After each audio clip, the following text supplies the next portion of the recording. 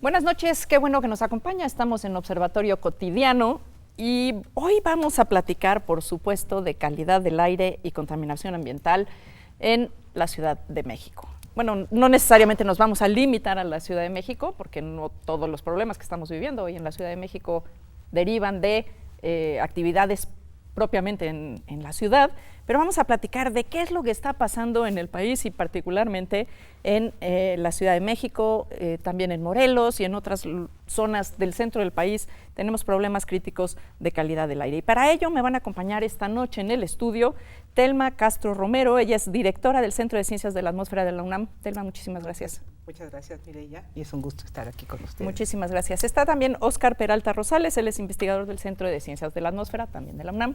Óscar. Muchas gracias por la invitación, otra vez. ¿No? Qué bueno que nos acompañas. Y también está con nosotros José Agustín García Reynoso, él también es investigador del Centro de Ciencias de la Atmósfera. Muchas gracias. Agustín. Saludos a toda la audiencia. Pues muchísimas gracias a los tres por estar esta noche y por... Digo, lo hemos platicado en otras ocasiones, pero nunca es suficiente. Yo creo que tenemos muchas dudas la ciudadanía en general de qué es la contaminación ambiental, por qué ocurre y por qué hay momentos en los que es mucho más crítica que en otros, porque pareciera que por momentos bajamos la guardia y de pronto hay que volver a subir y prender todas las antenas. Si tuvieran que dar una definición general de qué es contaminación ambiental para el público y para que la charla de hoy discurra por un entendimiento más o menos común del tema, ¿cuál sería?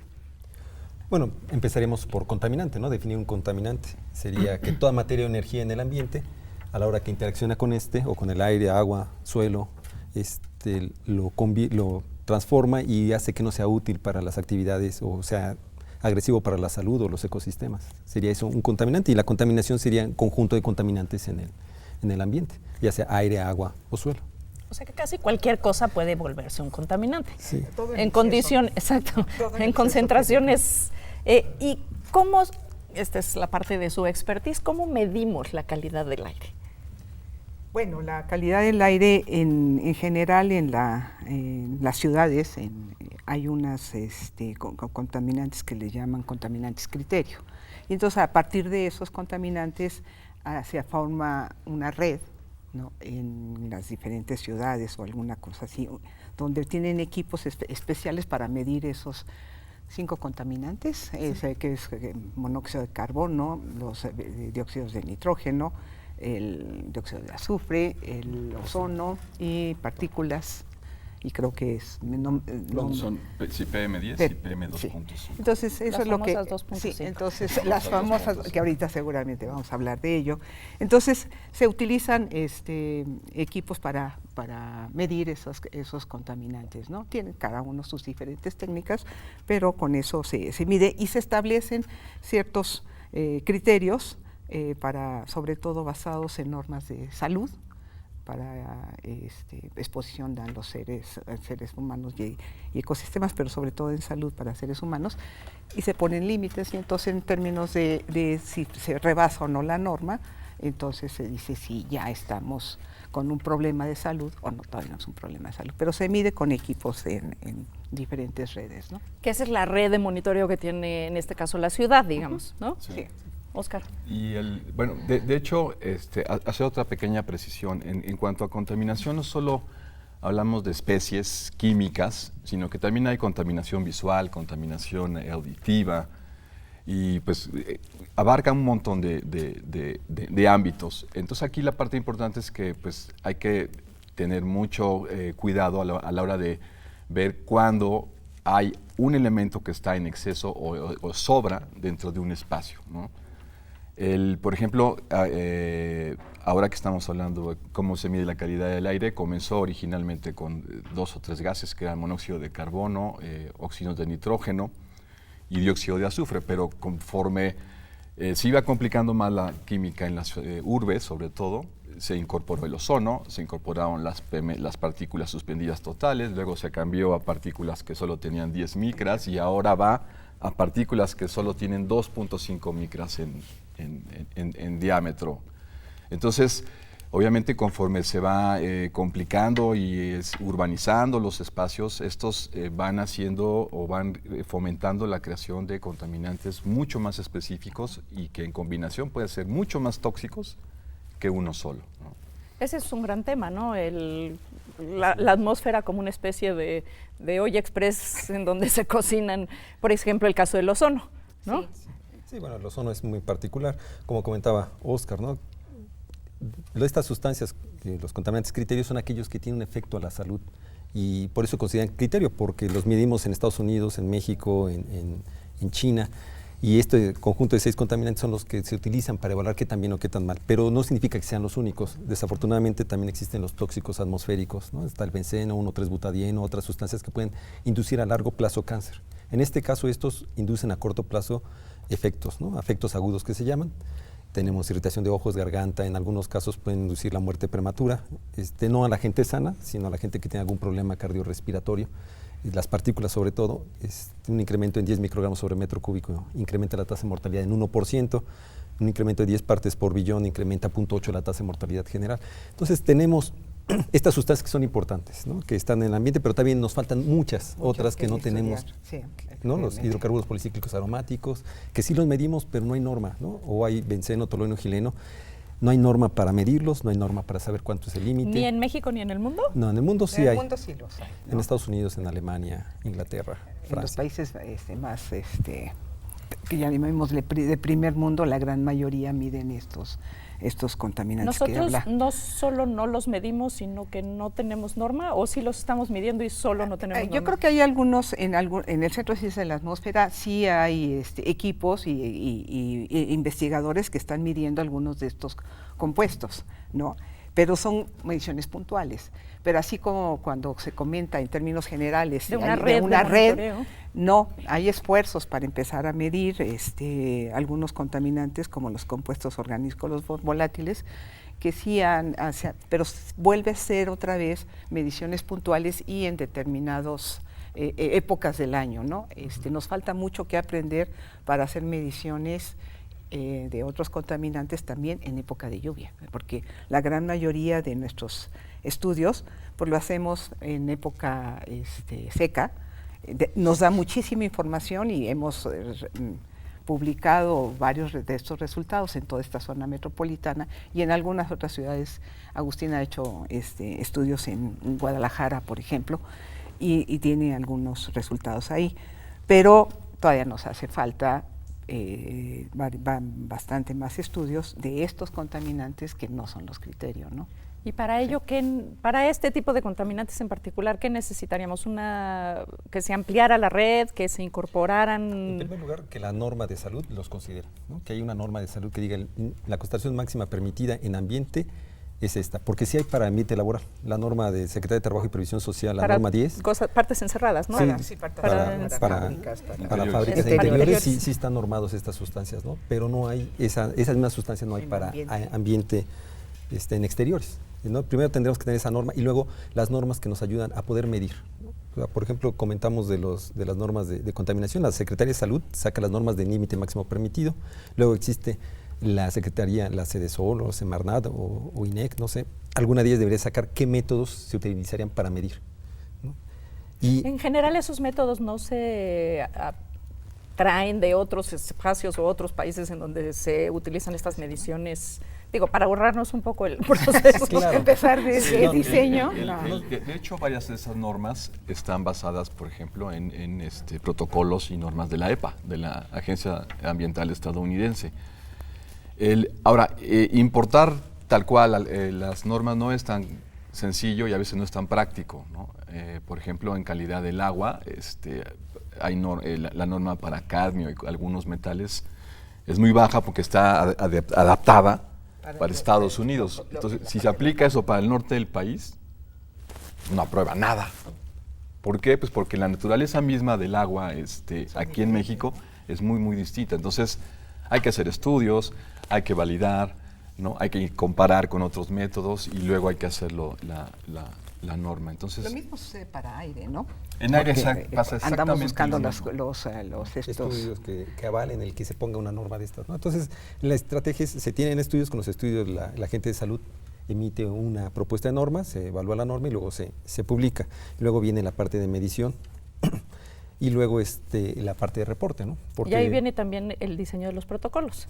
Claro. Así es, claro, ¿no? O sea, pues, ya mediste y que le digas a la gente, hay 11,000 microgramos sobre metro cúbico de monóxido de carbono. ¿Qué hago yo con esa ¿No? información? O sea, Sí. Te diríamos el 99% de los habitantes de esta ciudad. O sea, ¿de qué me sirve ese valor? Y la norma está en partes por millón, entonces, ¿cómo lo convierto? Entonces, existe ¿Y la otra cómo lo parte. conviertes a los INMECAS? Que Sí, a los también INMECAS. la gente está... Eso lo vamos a dejar para la segunda ok, mitad del ok, programa, perfecto. sí, es todo un tema. Entonces está esta parte de medición, está esta parte de riesgo, ¿no? Y darnos cuenta de que nuestras acciones pueden influenciar a otros lugares. Lo que está pasando ahorita con las contingencias de la contaminación en la Ciudad de México, pues tenemos incendios en estados que son alejados relativamente de la Ciudad de México, en Guerrero, en Chiapas, y sus humos llegan a la Ciudad de México. ¿Qué hacen? Pues que suben la concentración de fondo que tenemos. Si nosotros comúnmente medimos 20, 10 microgramos sobre metro cúbico más el humo que viene, pues llegamos a tener estas concentraciones 90 microgramos sobre metro cúbico que nos dicen que tenemos ya contingencia, 150, ¿no? Sí. Entonces, ver eso, que nuestros pequeños actos pueden, si somos poquitos, pero si ya son muchos que hacen eso, pues ya tiene una influencia, un impacto más grande, ¿no? Pero yo creo que lo que hay que tener cuidado cuando nosotros hablamos hacia la población, sí es importante dar números, que los tenemos, resultados, ¿no?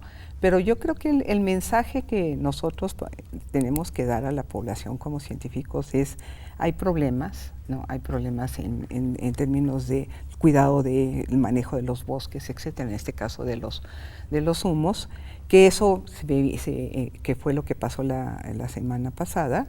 Se viene a sobreponer todo esto sobre las emisiones normales que hay, normales que hay en la ciudad, ¿no? Más bien cotidianas, ¿no?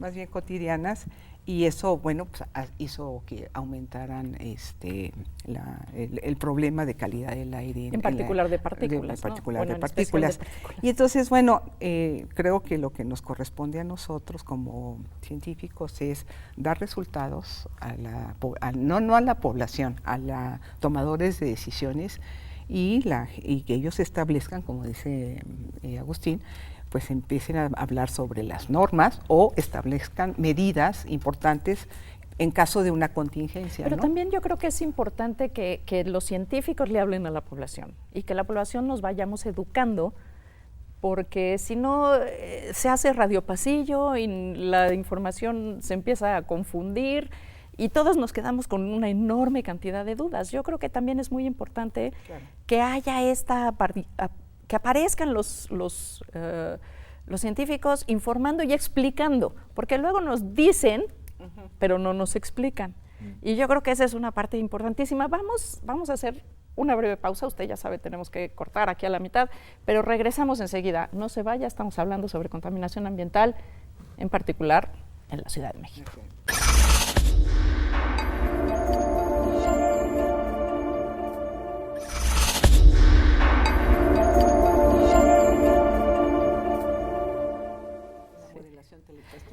Qué bueno que sigue con nosotros, estamos en Observatorio Cotidiano y estamos hablando, por supuesto, de calidad del aire y contaminación ambiental en la Ciudad de México. Para ello me acompañan en el estudio 3 colegas del Centro de Ciencias de la Atmósfera, Agustín, Telma y Óscar, quienes nos están explicando qué es lo que se mide, cómo se mide, qué es la contaminación en sí misma, porque bueno, todos hablamos de contaminación atmosférica, pero de qué estamos realmente, qué se entiende por contaminación y calidad del aire.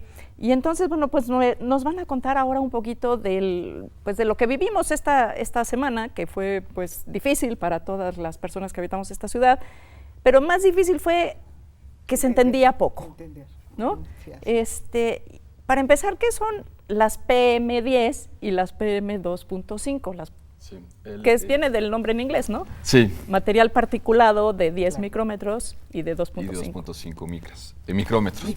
Perdón, fue un anglicismo que no lo vuelvo a repetir. Las PM10 generalmente tienen un origen geológico, es decir, vienen de resuspensión de suelos, de procesos mecánicos, por ejemplo, de minería o de extracción, etcétera, etcétera. Entonces esto las hace muy características en cuanto a composición química y obviamente en A cuanto tamaño. a su tamaño y sobre todo, dado su tamaño, a su tiempo de vida media en el aire. Como son grandes, generalmente se sedimentan relativamente rápido en cuestión de horas.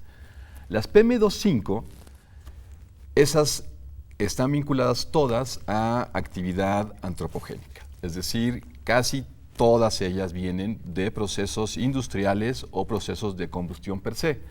Es decir, gasolinas, diésel, cualquier combustible, leña, matorrales, basura, etcétera, etcétera, son capaces de generar estas partículas PM2.5, pues porque se derivan de unas quemas, digamos, poco eficientes. Y también de procesos químicos, ¿no? También Y también tiene mucho que ver la industria. El punto aquí es que estas PM2.5, por ejemplo, tienen esa característica específica. Como vienen de un origen humano o industrial o de movilidad, generalmente tienen compuestos de carbono o agrícola. También están los procesos de transformación, es lo que ¿no? te En la decía, atmósfera. por eso, Sí. también la transformación de moléculas. No me dejaron. Ah, Está bien. anda. Vas a pasar la prueba. Exacto. Te van a reprobar. Bueno, muchas de estas se producen durante la actividad agrícola, industrial o de movilidad. Y una vez en el aire, son sumamente reactivas. ¿Por qué? Pues porque a diferencia de las PM10, que tienen una composición química más o menos constante o estable, las PM2.5 son una fauna de compuestos químicos que las forman. ¿Por qué?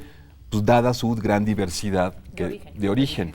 Entonces, una vez en la atmósfera son sumamente reactivas. Unas se pueden recubrir de agua, otras se recubren de otros compuestos orgánicos, otras por medio de colisiones se pegan y obviamente cambian su composición química, y esto las hace pues no solo peligrosas, sino además súper diversificadas, ¿no?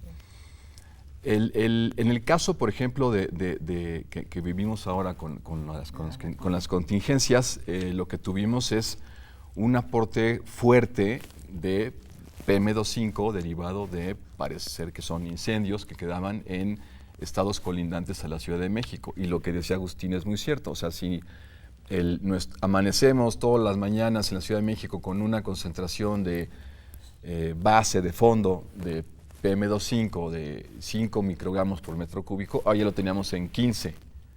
Y por el aporte de por el los aporte, vientos. Que en otras ocasiones uno siempre pensaba y la gente decía que haya viento, y uno decía, híjole, no, los vientos van a avivar los incendios y nos van a traer más partículas. Había una discusión muy interesante ahí de, ¿y ahora quién podrá salvarnos? Hay que recordar que la meteorología de la zona juega un papel bien importante. Recuerda, la zona metropolitana de la Ciudad de México está rodeada por montañas y hay un proceso en forma cotidiana de que hay emisiones durante la mañana y en la noche esas emisiones bajan por un proceso ahí de enfriamiento o no enfriamiento de la atmósfera, ¿no? Pero cuando hay viento, pues lo que tienes es, se limpia, digamos, la atmósfera a través del transporte. Pero pues la atmósfera, volvemos a repetir esa frase trillada, no tiene fronteras. Y entonces, dependiendo de dónde venga el viento, dependiendo cómo están las condiciones de temperatura y la orografía, etcétera, entonces tenemos una aportación. Suponiendo que ahora en esta vez que fue la contingencia, vino mucho viento débil, pero venía por un proceso de alta presión sobre la zona central del país, y entonces recuerden que un sistema de alta presión en sentido de las manecillas del reloj, entonces venía viento débil de la zona del Pacífico, que estaba totalmente lleno de incendios y aportaba ese. Entonces teníamos dos combinaciones. Una es las emisiones normales, cotidianas, no le puedo decir normales, de la Ciudad de México, más la sobrepuesta de los lo que es los incendios. De la Ciudad de México Sí. y alrededor. Y en eso, pues bueno, Agustín, que ha sido, bueno, es que nuestro investigador en el Centro de Ciencias de la Atmósfera, que se dedica bastante a la parte de modelación, eso lo ha hecho extendiendo no solamente la zona metropolitana, sino todavía extendiéndose más a través de la modelación, y eso es lo que nos permitió en algún momento comentar alrededor de qué estaba pasando desde afuera también. Qué importante ha sido eso, y eso quisiera yo recalcarlo, la importancia que ha tenido el Centro de Ciencias de la Atmósfera en notificar lo que, sobre todo eso, el pronóstico, qué es lo que va a ocurrir, no es magia, no es bolita mágica, es justo el trabajo de investigadores como tú, Agustín. Sí, bueno, el pronóstico tiene dos partes, ¿no? Una parte es la parte meteorológica, que también se hace en el Centro de Ciencias de la Atmósfera, y la parte de interacción de las emisiones con la atmósfera y su producción de contaminantes secundarios, ¿no? En este caso, la mayoría son aerosoles que pueden ser secundarios y producto de quema de biomasa. Desafortunadamente, en el dominio no incluimos todo el dominio hasta el Pacífico. Tenemos que apoyarnos en otras modelaciones, en este caso de la NOAA. Ellos sí tienen todo el Pacífico y hasta más al sur, hasta Brasil casi, donde ven los incendios y los ponen y modelan la dispersión de estos. Entonces podemos observar de dónde viene. Y el que haya llovido en la Ciudad de México, pues sí limpia tal vez la Ciudad de México, pero el aire que viene continuo, pues hace que no se vea esa limpieza. Claro, porque donde están ocurriendo los incendios no ha llovido, o no lo suficiente como para apagarlos. Y bueno, este sistema de alta presión, pues sí, no siempre está encima de la zona central, porque pues otra vez se va moviendo dependiendo del régimen dinámico de la atmósfera, y entonces este sistema de alta presión se movió un poco hacia el Pacífico y entran otros sistemas sinópticos y ya empiezan a limpiar. Vienen vientos de otros lados o hay generación de lluvia, y entonces, bueno, empieza a limpiarse. Para realmente quitar todas las partículas PM2.5 necesitaría haber eventos muy fuertes de lluvia, de truenos, etcétera, porque hay fenómenos físicos que tienen, peculiares, que tienen para poder remover las partículas, ¿no?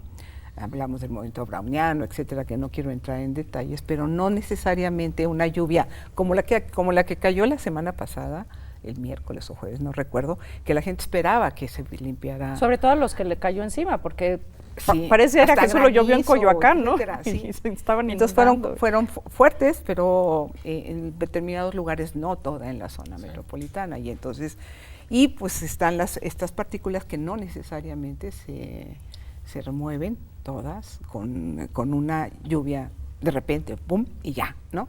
Sino que tiene que ser más entonces, continua. esta contingencia prolongada que vivimos estos días es diferente de las que habíamos vivido antes.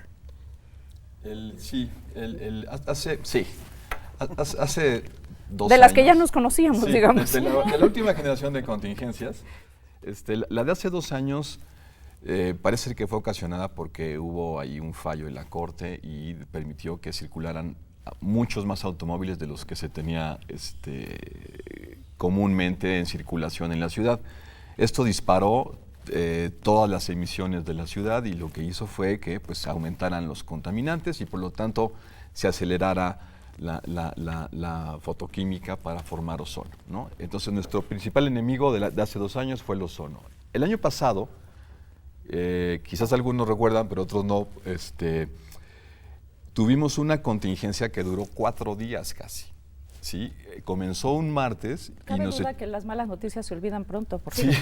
Sí, y duró casi 4 días, y porque tuvimos una alta presión súper persistente que impedía, que se moviera cualquier cosa. Entonces, otra vez, el culpable pues era la meteorología, ¿no? Y bueno, no es que la meteorología fuera la culpable, sino que las condiciones meteorológicas eran muy desfavorables y la formación de ozono fue persistente, ¿no? Ahora lo que tuvimos es una serie de eventos desafortunados en torno a la cuenca del Valle de México, en el cual el aporte de material contaminante, PM2.5, monóxido de carbono, precursores de ozono, fue poco a poco alimentando a una olla. Yo quisiera nada más aclarar este otro punto, de que por otra parte se actualizó la norma de partículas y de ozono en el 2014. Es cierto. Estas concentraciones que tenemos ahora Bueno, estas ya no son aceptables para la buena calidad del aire. Antes hubieran sido aceptables si no hubiéramos vivido una contingencia. En el caso de Pero ozono del hubiéramos 2016, en el año pasado tal Fumado vez. todo ese ozono. Este año tal vez hubiéramos Sí. tenido un día en lugar de todos los días, ¿no? O sea, se hubiera reducido. Pero es que somos más exigentes, por lo menos en la Ciudad Pero de esa México. es una buena señal, ¿no? Claro, Yo creo que hemos es una mejorado buena la calidad señal. del Eso es aire. muy importante. Sí. Se ha mejorado la calidad del aire. Lo que ahora estamos viendo con las contingencias y precontingencias es que queremos tener una mejor calidad del Mejor. aire que la que teníamos en los 90s, ¿no? O todavía a principios de este siglo. Sí, sí, claro. Entonces, eso también no dejarlo fuera, ¿no? No es que estemos empeorando la calidad del aire, estamos mejorando y todavía nos falta mucho por trabajar, por eso es importante las Pero contingencias. siempre lo hemos venido diciendo, dadas las condiciones que tenemos en la cantidad de seres humanos que vivimos en esta cuenca y los servicios que demandamos, en la época se ha medido desde los 80, desde el 86, se ha medido esto del ozono y tiene además todo un calendario ahí, y sí es muy claro que en la época de mayo, desde abril, finales de abril o principios de abril, mayo completo, vamos a tener este escenario que nos puede llegar a contingencias, pero de que siempre vamos a tener niveles altos de ozono por arriba de la norma prácticamente casi todos los días. La mitad de los días. La mitad de los días Por lo aquí. menos. Nada más, yo disiento tantito de Oscar en cuanto al que sean las más emisiones. Bueno, ok. Pero ahí porque todos los días hubieron esas emisiones y solo cuando tuvimos situaciones meteorológicas adversas o que no dispersaron los contaminantes tuvimos contingencia, ¿no? Sí, se conjuntan los dos Sí, elementos. o sea, ¿no? tenemos que los pero, dos pero lo que nosotros, o sea, las condiciones atmosféricas no las podemos cambiar, controlar, No. pero las emisiones sí. Y ahí es donde pues tendríamos que centrar todo nuestro esfuerzo. Yo creo Lo que que- sí. Bueno, lo que hemos visto en el 2006, lo que salió de la campaña Milagro y antes una en el 2003, la México City, México City, Mega. metropolitanaria. ¿no? En Ya 2003. estamos en tiempo. Sí, rápidamente. Se encontró que era de VOCs. Si uno reduce los compuestos orgánicos volátiles, se reduce el ozono y es lo que no hemos trabajado, ¿no? Entonces Eso tenemos que nos reducir falta. las emisiones de compuestos orgánicos Muy bien. volátiles. Bueno, pues les agradezco mucho, Oscar, Telma, Agustín. No, Te quedan muchas cosas, Muchas gracias. muchas, y queda una muy importante también, que es ¿qué tenemos que hacer los ciudadanos? ¿Cuál es la responsabilidad, por supuesto, de las autoridades, de la industria, pero también cuál es nuestra responsabilidad con el aire que respiramos todos los días? Esto fue Observatorio Cotidiano, una mirada desde la ciencia. Muchas gracias a todo el equipo de TV UNAM que hace posible que esto llegue hasta su casa y a usted que hizo el favor de mirarnos. Buenas noches. Gracias, Mireya.